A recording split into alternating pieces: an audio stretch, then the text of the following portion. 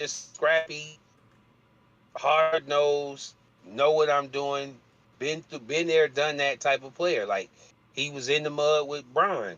He got him a ring with Bron. So he been there.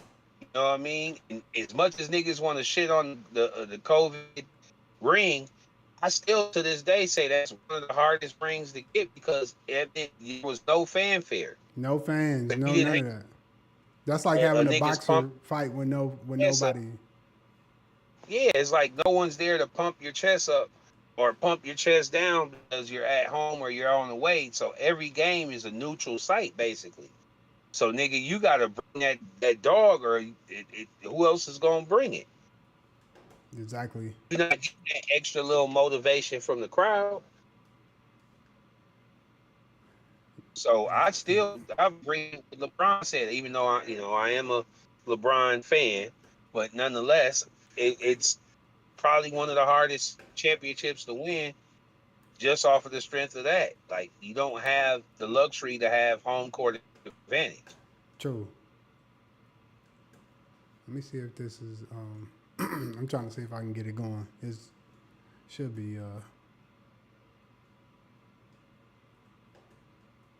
Should be damn near ready, man.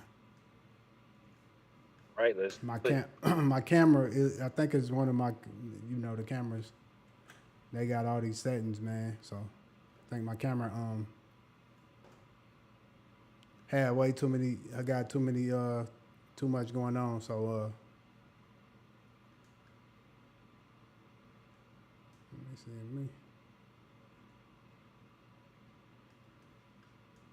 Okay. Let me get this little woo wop, and then we in there. And this little woo wop in there, and then we ready, cuz. Um, it. yo, yo, yo, yo. This the Benchmark Podcast, man. You know what I'm saying? I'm your host, Broadway Beats. And then I got your co-host with me, Neef, a.k.a. Mr. Perp. Man, if you're trying to get perked up, viked up, any type of purple, man, you could be a Baltimore Ravens fan. That man gonna get you perked up. You know what I'm saying? We gonna go ahead and get Check straight. it out. Hmm? It's only Vikes, man. It's only the Vikes, Oh, man. Hell no. okay, he said We do. nah.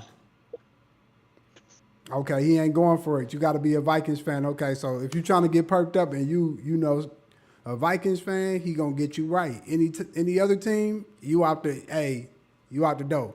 But man, we gonna get straight into it.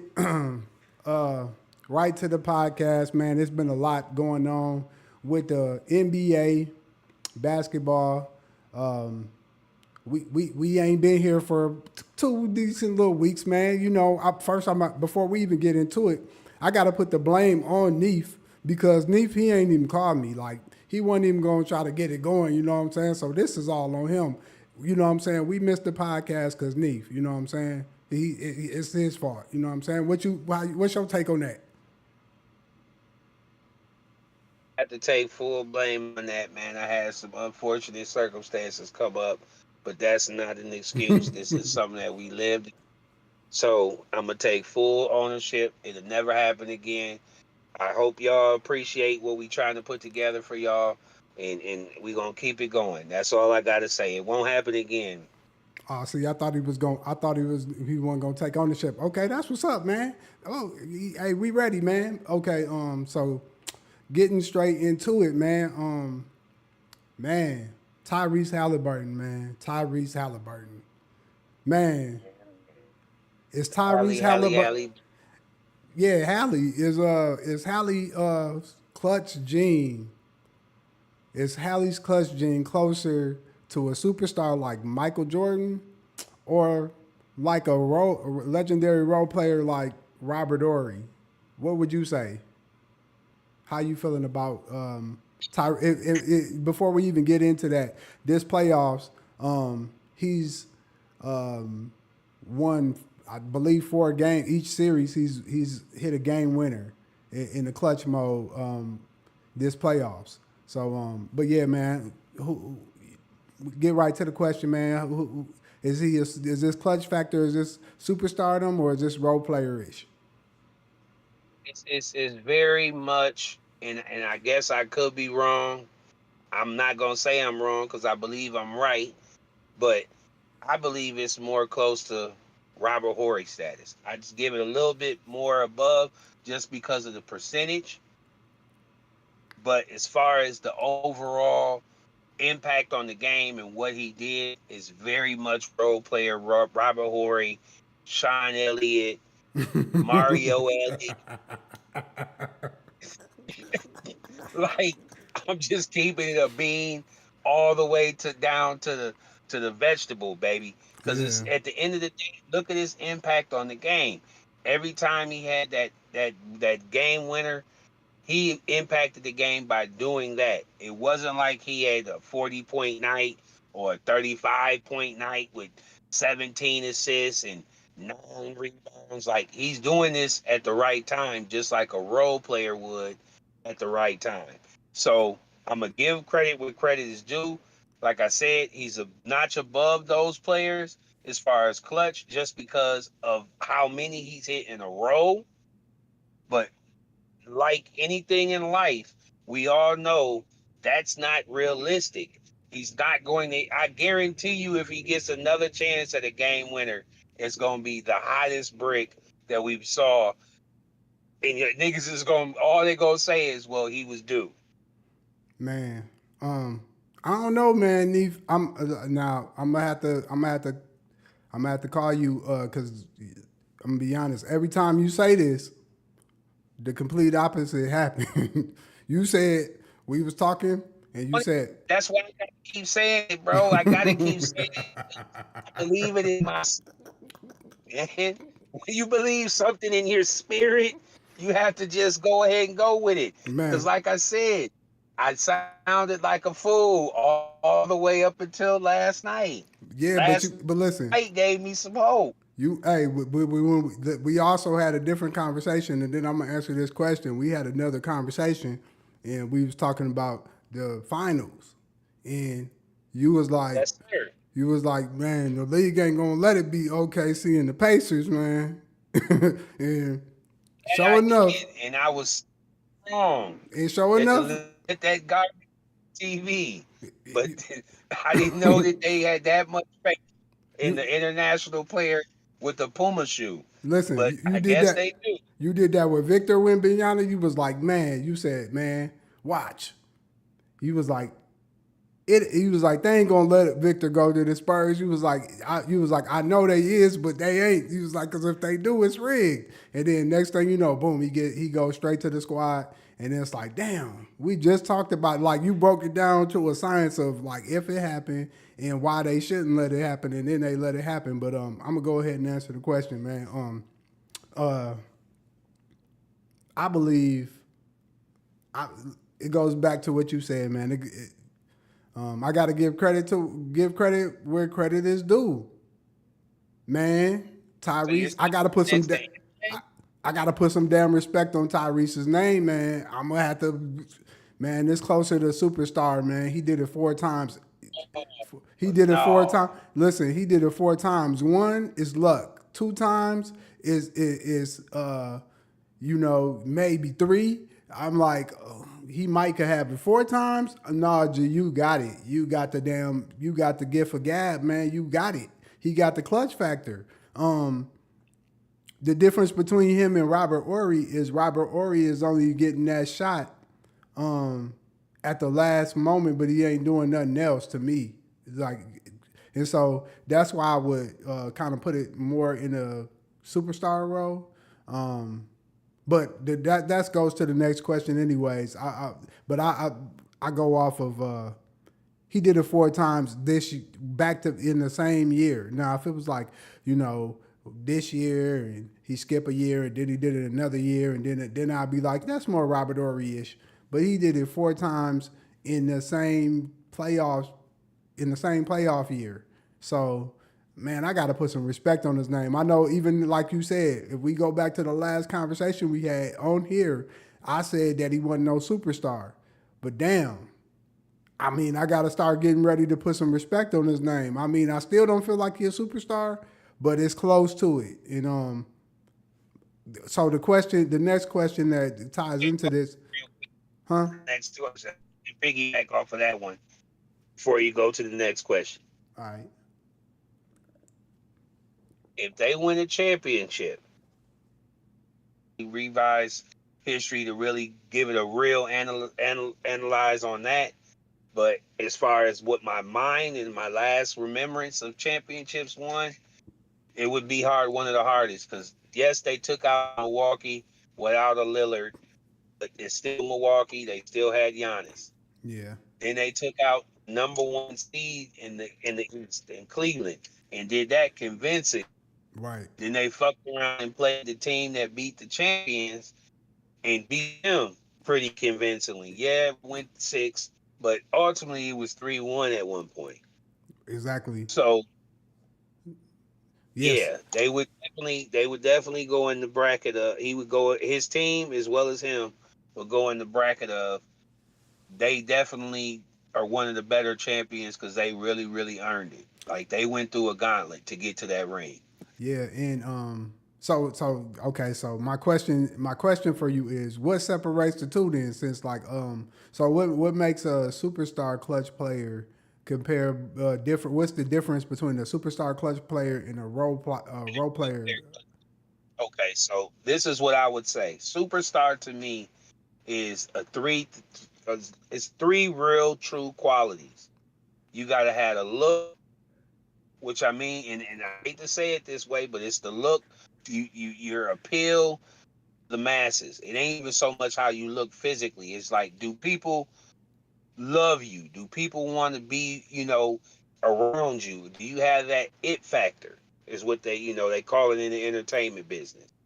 Do you have that? That's number one. Number two is your abilities on the court. What is it that set you a little bit apart than the other players in the league? Is it your height? Is it your athletic ability? Is it your passing? Is it your basketball IQ? Is it you know all the above? Right. And then number three is, and most importantly, is how do your peers feel about you? Because Right. yes, I'm a fan. I'm just somebody who's never been in the NBA. I've never had the ability to go that far. So if your peers don't look at you in a certain light, then it gives me the same perception that I have about you in the first place. And that's the problem what I have with Haliburton Okay. is the fact that his peers did come out and say he's overrated. And then what I see him on the basketball court is he's a very high basketball IQ player who's a good assist guy, but he's not really great at nothing. Right. I can feel you. That makes sense. Man, that was a good breakdown. I'm gonna be honest. You broke that down like chemistry, but I would say to me the difference between a superstar clutch player and a role player clutch player is going to be and the reason why I kind of struggle with superstar clutch a little bit is because to me it's not just one shot; it's the ability to change the pace of a game when the team is either up or down, and to Bucket. He didn't even see Jordan never went with his man and just came over and strippy days with him. Like right, he was a fucking Deion Sanders. And then what did he do? He went down, like you said, ISO'd him, player. It's like you said, it's got to be where you've taken over. Like your team is like with LeBron. That's clutch superstar. That's there's nothing y'all could do with me, and I'm finna. yeah. But shout out to Haliburton, man. He's great. He's a great player. So don't get that misconstrued. We not saying that he's weak or none of that. We just saying that he got some different levels he needs to unlock in order to become a superstar. He's on the cusp, but he's not quite there yet. Hello. All right. So next question, man. Man, Shea Gilchrist Alexandria, man. Huh? I said, yeah, I'm just. Whenever you say his name, I just have to say Jesus Christ, man. Jesus. Jesus, I'm sorry. Go. Jesus Shuttlesworth, something. But Never seen that smooth yeah, since man. I uh, the movie. Like you said, Jesus Shuttlesworth. Like he's a movie player.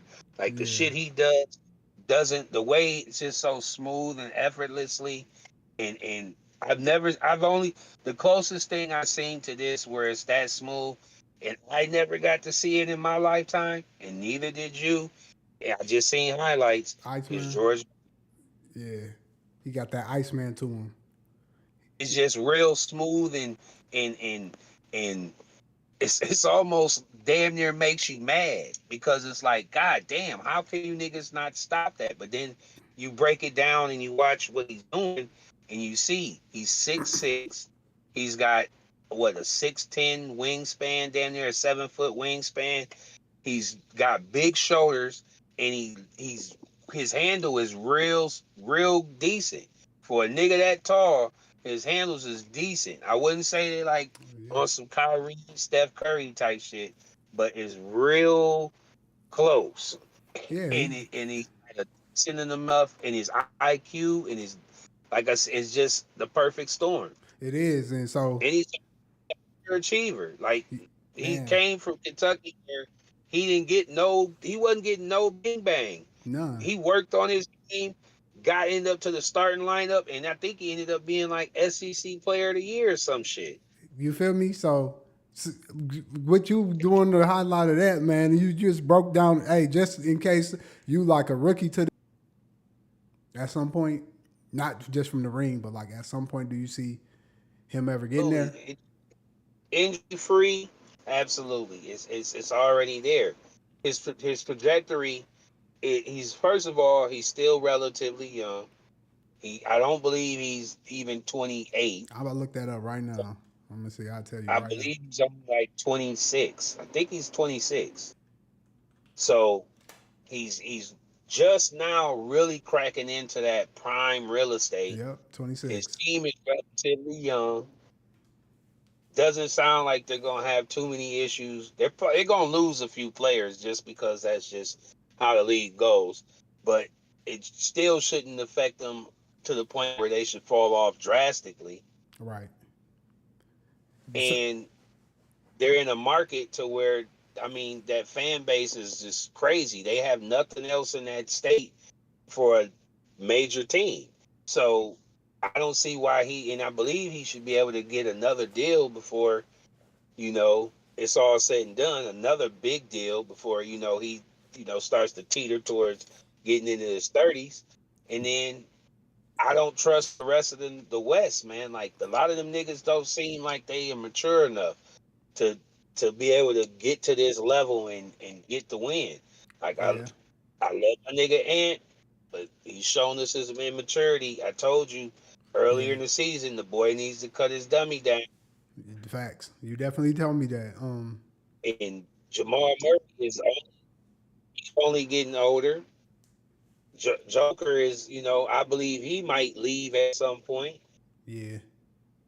possibly. Even if he doesn't, like he's only getting older. That team's not going to be the same. Houston's going to be definitely better, especially if they make the moves that I believe they're going to make. Right. So they could really stand out for at least another year or two. And in that span, he could win another two. And if he wins two or three, I don't see him in like three in a row or nothing. I'm not going to say that. But I ultimately, I mean, just feel like that nigga, to answer your question, absolutely. He's definitely going to be a top 15 if he stays on his trajectory and he doesn't have any injuries. um, I don't know, man. You said you don't see them winning three in a row. I don't know. Like if they could keep this same team and you know, they ain't even cracked into the salary cap that much. So like Chet's still young. They could still add a piece or two to that team and make it better without really hindering a salary cap. So you build a team from scratch and you only really go get that one player, but you don't really get a whole bunch of players from everywhere else and everything's homegrown. Man, I got to put some respect on your name. It's like you got that's a little bit more respect because the grind for you is a little bit harder. And That's huh? What you gonna say? yeah. I was just gonna say that's more the old school brand of Basketball? basketball. Like Yeah, draft good, you develop good, and you win that way. Like they did. Yes, they made a trade. Ultimately, they got rid of Paul George, but no one would have. No, if you would have told any of us when they made that trade that they were trading an MVP candidate who could possibly be a top 15 player, we would all tell you to kill yourself. I mean, and you going for the win, so you picking Paul George because you thinking about right now. You ain't thinking about 4 years from now, three, four. You know what I'm saying? That's too far away. You seeing like we need to get it happening right now. Um, But it's yeah, I think the thing about Shea is his game style is gonna allow him to be around for a long time because he doesn't have that explosiveness in his game, and so it's just all pop shots. And with that type of gameplay, man, you could kind of really stick around for a long time. He probably won't retire till he's 40 if he could just keep himself healthy in all the other areas because he's not expending all of his energy. He looked like a person that's playing 85% of what he could really be.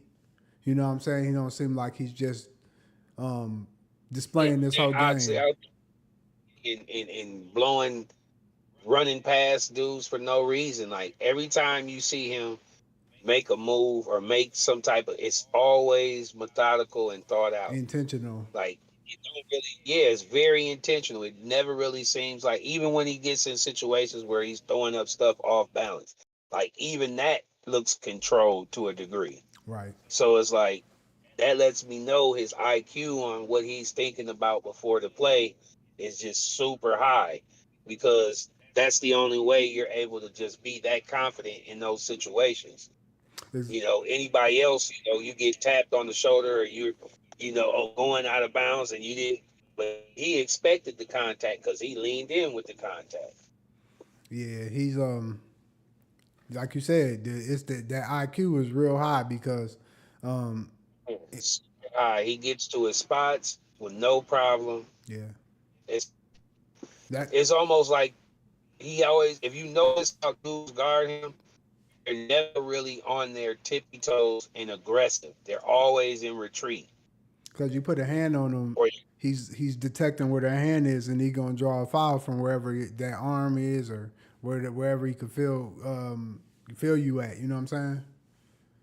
so it basically makes you have to play off. Right. And playing off is what he wants, and that's where he works at his He best. got you thinking too much. So it's like he's playing Hey, chess and you playing checkers because now you thinking about what he gonna do and now you can't play your defensive strategy that you thinking because you think it's gonna get you trapped into a foul. You know what I'm saying? and then Uh, next time you watch the game on Wednesday, or yeah, it's Wednesday, just watch how everybody guards him. They ain't you rarely gonna seldom see somebody really be up in his guts. I think Neesmith tries it to a degree, and that's really the only way you can guard him. You just got to take that risk. you do. You, that's really the only way. Because if you play off, you're just giving him too much space for him to just work. He play. He. If you ever play suburban basketball, that's how he play. It's like if you not all up in their grill and you not being real physical with them, they gonna them. You know what I'm saying? Them white boys in the suburb, they gonna hit them jump shots. They not missing none of Man, them jump shots. You know what I'm saying? mm-mm. Um, And like you said, go ahead. We go to the next topic. Go ahead. are you sure you got something to close out with? You had a thought. Go ahead and speak your thought. Get your I'm last thought just in. gonna say, yeah, it's just like you said, man. Like at the end of the day, if you're playing team basketball and the whole everybody on the team knows their role, it's not predicated on multiple superstars to get certain amount of shots. It's really only one that you got to, and he's gonna get his, and y'all know that. Like I've never, it's very seldom you watch a game and he shoots less than 15 shots. Besides the time when we blew their ass out by Right. 40, and he wasn't in the game in the fourth. Yeah. Other than that, he's putting 20, 26 shots. So everybody knows he knows when to get his. He's gonna get his. All y'all got to do is get y'all's. That makes it that much easier for them to be that much more aggressive. And it's just the perfect storm, man. And they play hella gorilla D. It's Role players for that type of style, like it's perfect. Um, perfect. You got 3-point shooters. You really got all 3 and D guys. Everybody that you throw out there is a 3 and D guy. They can play good D and they can shoot the three. It ain't too many dudes that I see that they outside of Harvenstein that can shoot the three on their team. Yeah, everybody, and like you said at the beginning, is everybody basically create their own shots, and that's important. Like if everybody can create their own shots, then I mean, like what can you do? You got to stay home because if you double team, oh Lou Dort, he gonna be create his own shot, um, and so you got to pick your poison. For me, if I'm playing against them, I'm gonna make the others beat me, and we gonna double team Shea as much as possible, and we just gonna have to live with it. It's the same thing to me that you had to do with Jokic. You either got to double team him and limit him from getting the ball, meaning like you got to guard him from the beginning of 120 feet. You got to guard him all the way from the beginning of the baseline to the other end. If you don't do that, I mean, you're just giving him too much time, and he's going to pick you apart. You know?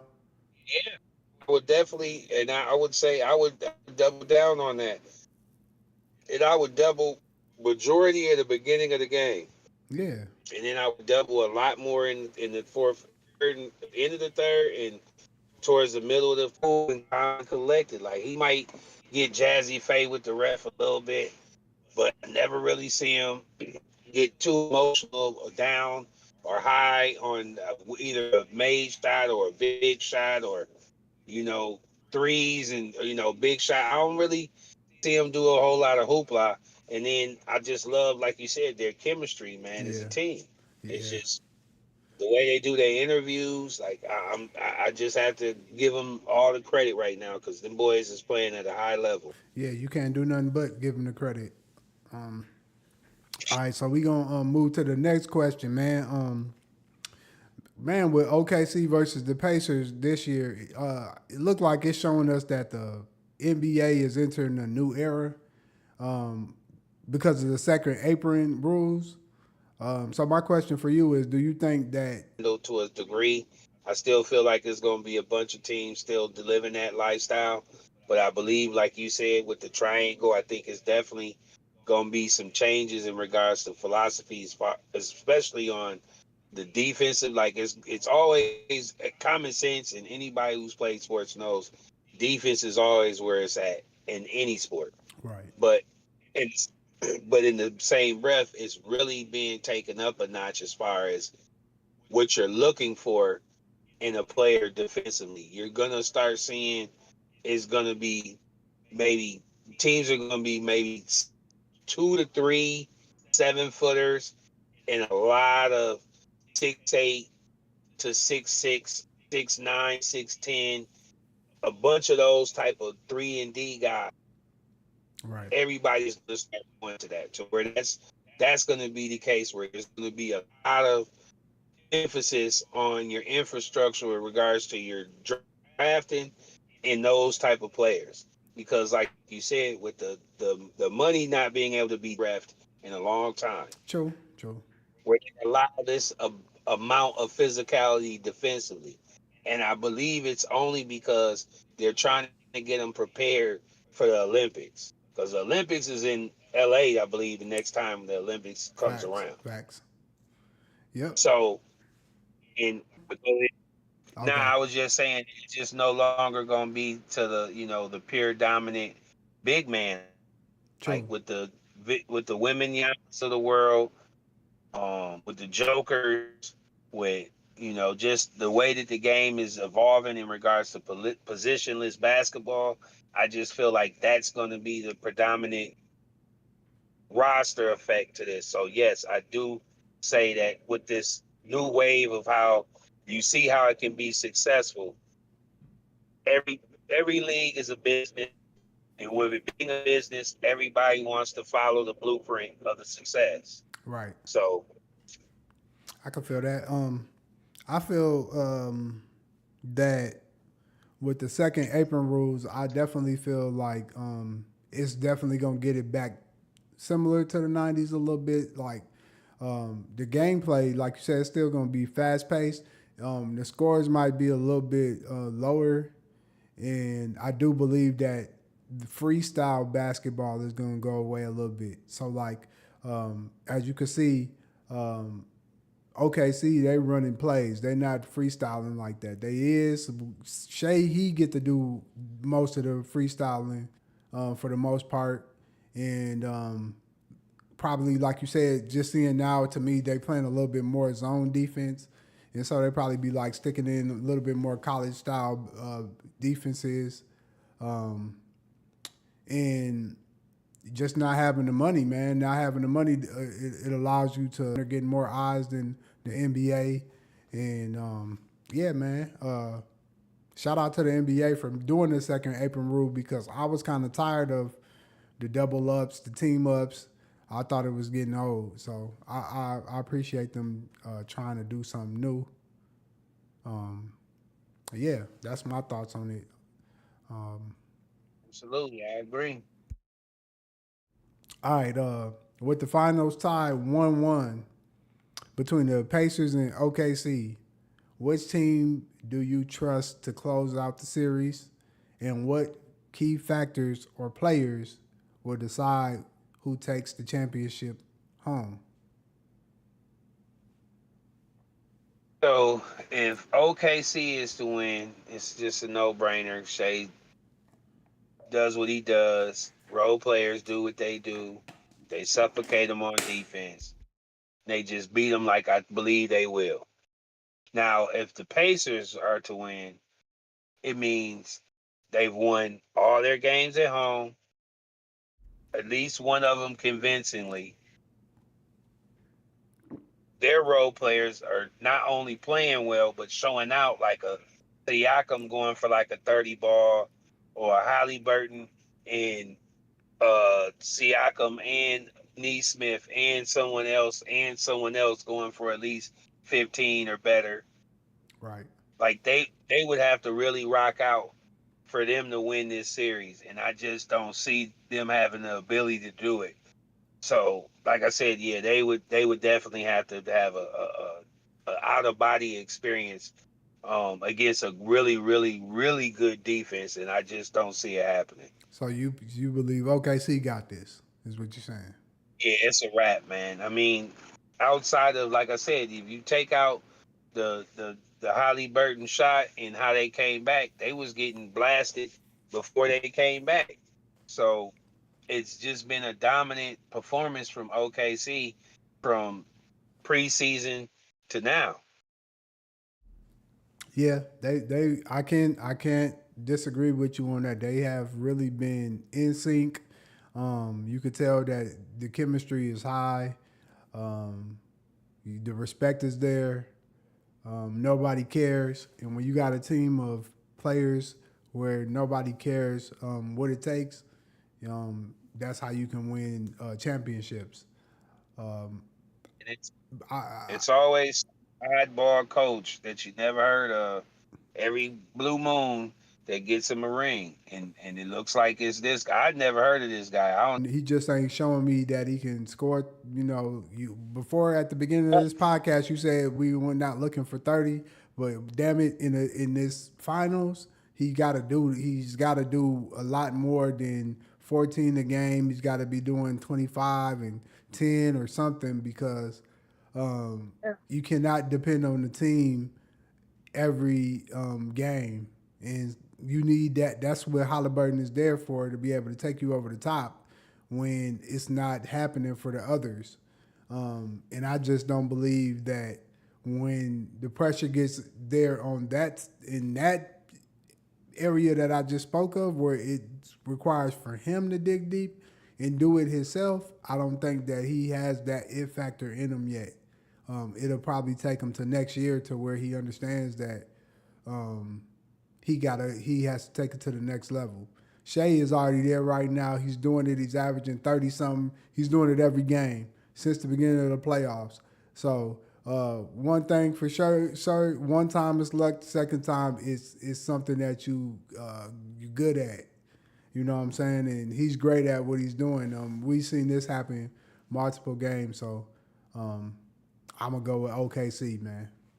Um, we're gonna move on. We're gonna move on to bench or start, and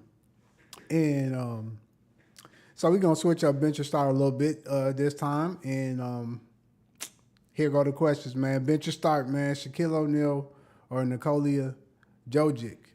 Who's the real cheat code in today's NBA? Who you think? Who would you go with right now? Who you bench and who you starting? And you gotta go with the Dezoid. There'd be nobody that could guard him.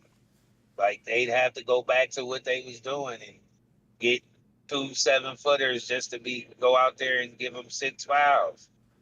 Like Yeah, there'd be nobody that could guard him. Like, and he would still be able to stay in the paint. He would still be quick enough to block shots. So it would be nothing they could do with him. Versus the Joker, yeah, he's dominant. He's still, he's MVP damn near every year. So I'm not gonna sit here and act like he's not dominant. Just on a physicality level of what today's game is and what's out there that he would have to go against, it's not even close. Like at least when he was in the league, he had David Robinson, Elijah Wan, Patrick Ewing, Alonzo Mourning. yeah, Like those are their household names. Then there's the other dudes that I can't remember too many of them by off the top of my head, like a Rick Smiths that you know he still had to deal with. You know right. what I mean on a night to night basis versus like Shaq against Gobert. You know what he would do to him. That's easy money. You know man, what he put 50 on him damn near every time. Yeah, If not close to it, like, and he would be in foul trouble in like the first quarter, the first half for sure.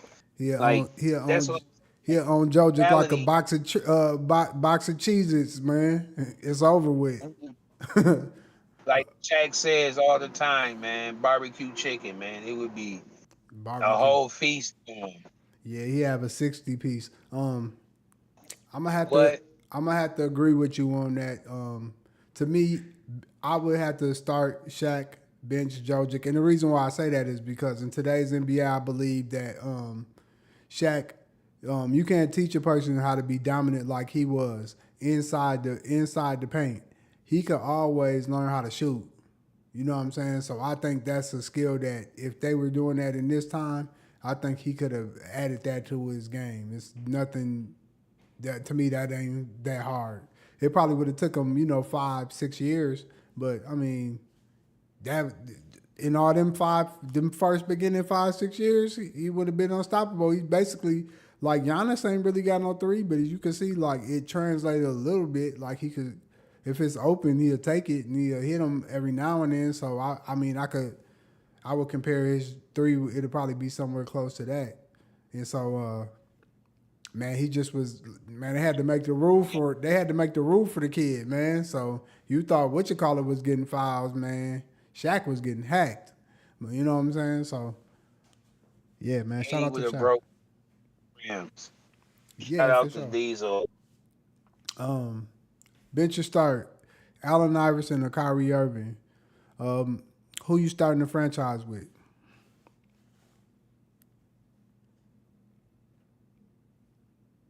I'm gonna go old school again. I'm gonna go AI just because of his durability and his leadership. Like if Kyrie could have took Boston or the Brooklyn to the chip, then yeah, or at least to a finals, a Eastern Conference Finals at least, I'd have to go with Kyrie. But the fact that AI could put it on his back and bring that, he had a sack of potatoes with him, man. He did. That boy had a sack of potatoes with him to the chip, man. So man, that was probably the I'm worst keeping it. team. Yeah, what I thought LeBron took him a sack too. Now Yeah, he that took him a Cleveland sack team. Yeah, they were some bums. first year. He took a sack of potatoes with him too. Yeah, But God damn it, Eric So, Aaron McKee, yeah, motherfucking Jim, what was the dude's name? Maine Jones. yeah. Looking like Matumbo. motherfucking Matumbo stiff neck Yeah. at the end of Was his it Geiger? Was it Geiger on there too? Matt Geiger Geiger? was out Yeah. game on. Like it was bad, man. It was the ugliest nigga in the league, TJ Hill or whatever his name was, Tyrone Hill. Yeah. Man. You know him and Popeye Jones. Them is big time for the ugliest niggas ever in the NBA, man. Them niggas. I don't judge niggas, but goddamn, them niggas was mutants. You said him and Popeye who? looked Popeye Oh, Jones, Popeye had them ears, man. Satellite. and he was bald. He looked like the Charles the character Villanueva. off of the Goonie. Oh yeah, he did. He looked like Villanueva too. Nah, he looked like that guy. Yeah, he definitely did. Um, I'm gonna be honest. I'm gonna be honest with you. If I'm starting a franchise in today's game, I'm gonna pick Kyrie Irving, and the reason why is because, man, his game is like water, man. I mean, yeah, you're right. Allen Iverson definitely, to me, his hustle was way higher. To me, that if we going off of guards, that's probably my all-time great favorite, Allen Iverson. But at the same time, man, I just feel like ain't nobody messing with Kyrie. He unstoppable, man.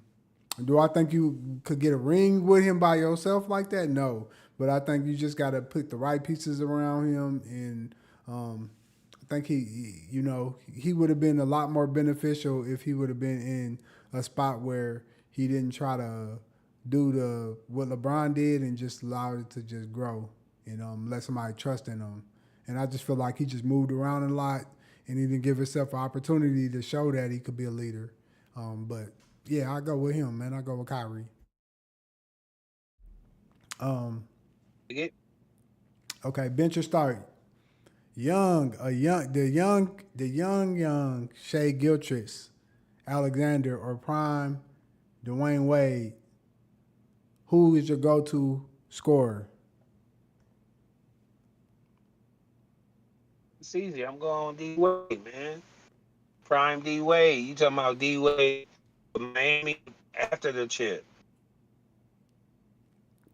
Yes, sir. Prime time. Okay. Yeah. Oh yeah. I'm going with D Wizzle, man. He was on a whole nother level, man. He was on his MJ shit. He was in his bag, man. Like He it was. was a time where you could say he was a top three player for sure in the NBA. Maybe even top two. Built like a little tank, so he might be Yeah. able to last a little longer. He ain't really predicated on above the rim. He ain't yakking on nothing. Yeah. That's facts. I'm gonna be honest. I'm gonna go with I'm gonna have to go with D Wade myself too, man. And the reason why is because you said it's a prime D Wade. That means, like you Right. said, he got the ring. Okay, let me ask you, man. What's one life lesson you learned from hooping as a kid that still stick with you today?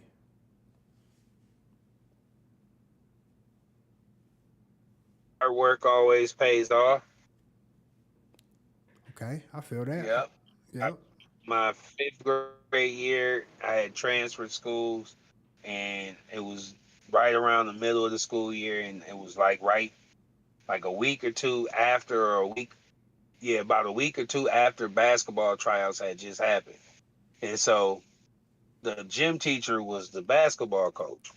And so I asked her, could I try out for the team? And she said, yeah, even though I know you just got here, I'm giving you an exception. You can come to practice and then you could try out. And so I went to practice and I tried out. And needless to say, I didn't make the team. Right. And one of my homeboys who made the team, I'm looking at him and he wasn't much better than me, but he was just a little bit better just because he had played more organized basketball than I did. Right. And he had just probably been hooping more than I did because he just was obviously better. He made the team. So that summer, I put in the work. Like every day, I was outside hooping. I was either in the basement dribbling, or I was outside hooping. And in the sixth grade year, we all tried out for sixth grade. We both made the team, but I ended up starting. And I ended up getting better and better because I kept working on my game. And that was from that point on, I understood that that was part of it. I wished I'd have did more, but I understood at least that I got that from that. So yeah, Right. that's what I would say. Hard work always pays off, Oh, man. I can feel that. That's facts. Hard work definitely gonna pay. That's a overstatement. You know what I'm saying? Like if you put in the work, um, it's gonna definitely pay off. Maybe not always right at the moment, like you said. You had to go through a little bit before you actually seen the brighter picture. And so with me, I would say a life lesson that I learned from hooping is that you gonna lose. In order to win, you have to go through some adversity, and sometimes adversity requires for you to lose in order to win. And so losing builds character, and it teaches you what you got to do and how focused you got to be to actually uh, accomplish winning. And so it also just always winners is always gonna have a team around them. You might see something that looks like it's a solo act or something, but they always got a team. And so all that those two things always stuck with me. Yeah, so hey man, you gotta lose to win, and you always keep a team. Uh, okay, so we're gonna hit the next question, man. So be real with me, man. When you was hooping back in the day, man, what was your biggest weakness as a player, and did you improve it? Mine was my jumper. It was always mechanically whack. I, I tried to work the kinks out over the years, and I got better because I actually stuck to a certain way to shoot, and that was my problem.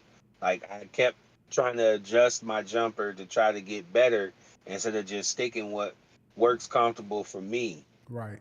even though it may be a little unorthodox for some, because I have more of a low release, or where I from is kind of low, and I'm not really a jump shooter. I'm more of a set shooter. So Okay. from coming low in, they always wanted to try to make me more of a jump shooter and to release more high, but that just doesn't feel comfortable. Right. So with that being said, I did work on it over the years, but I'd still say it's not pure. Okay. I can feel that. Okay, I can feel that.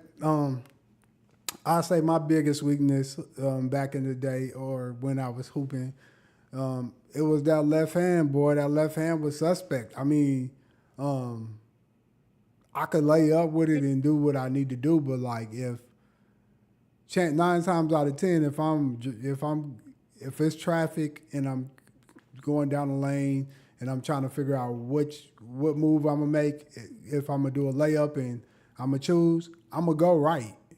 You know what I'm saying? Before I go left, because I'm gonna question that left hand a little bit. You know what I'm saying? I might jump off the wrong foot.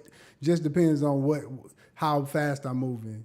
And I would say I worked on a little bit, but man, it's like what they say in boxing, man. You just say hit them, and then the plan go right out the door. That's how mine goes.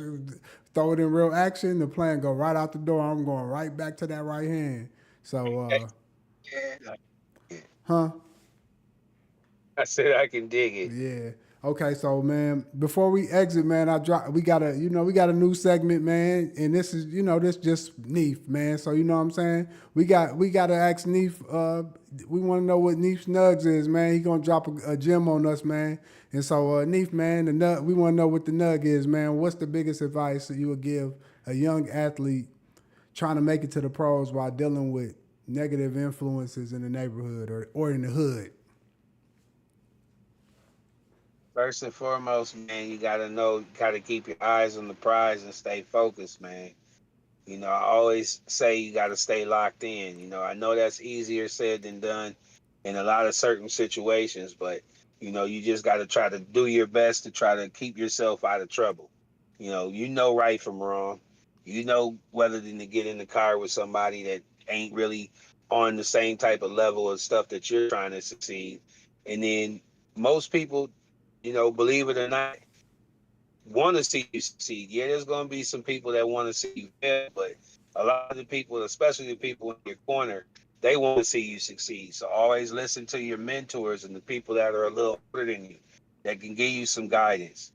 And then just like I said, just most importantly, stay true and always, pray. I tell people that are hopefully you are have some type of religious belief. If not, just meditate. You Right. know, put these thoughts in your mind that you want to be successful. You want these things. You manifest these things. Speak them out loud. You don't got to speak them and tell them to everybody, Tom, Dick, and Harry, your bit, what you want to do. Benchmark Podcast. I'm your boy Broadway Beats. I got your boy Neef with me, man. Hey man, we gonna exit out. We gonna sip on a little bit of water. Probably hit a little bit of these trees, man. Hey man, until next time, tap in with us. Uh,